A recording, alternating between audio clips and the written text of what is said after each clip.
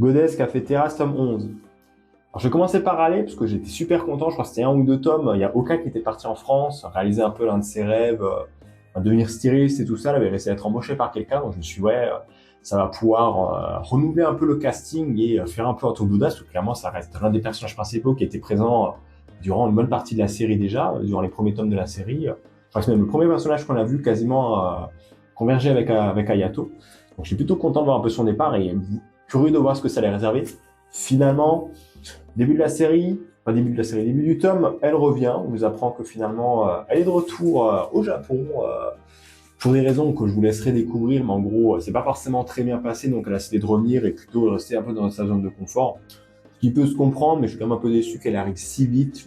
C'est sûr qu'elle allait pas partir définitivement, mais je la voyais peut-être d'ici, je sais pas, 3-4 tomes, peut-être au moins un petit arc un peu intéressant, ou une année peut-être au moins déjà, une année dans la série, pour voir un peu les personnages évoluer de manière différente et aucun peut-être prendre un peu de retard ou justement prendre peut-être l'avance au prix sur des choses qu'elle aurait appris différemment de ses camarades.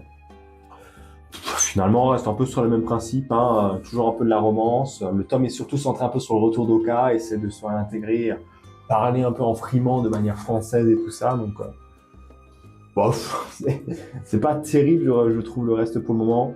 On a la nouvelle employée aussi qui, pareil, donc je pose des questions. Maintenant qu'Oka est de retour, elle va travailler avec les autres filles qui se disent, ah, mais il y en a peut-être qui ont des sentiments pour Ayato. Il y en a qui ont envie de le baiser, de lui faire des trucs, sortir avec lui et tout ça.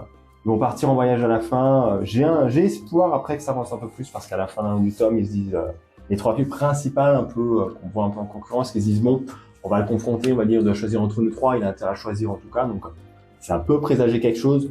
Connaissant Kuji Seo et voyant qu'il y a déjà plus d'une vingtaine de tomes quasiment, on est à 19 je crois au Japon, enfin quasiment une vingtaine de tomes au Japon, je me dis que ça ne risque pas de se terminer d'ici là. Hein. On risque souvent d'avoir un petit plot twist en disant mais finalement je vous aime toutes ou j'en aime aucune ou il y a quelqu'un d'autre que j'aime bien. Donc voilà, ça reste Godez Café Terrasse.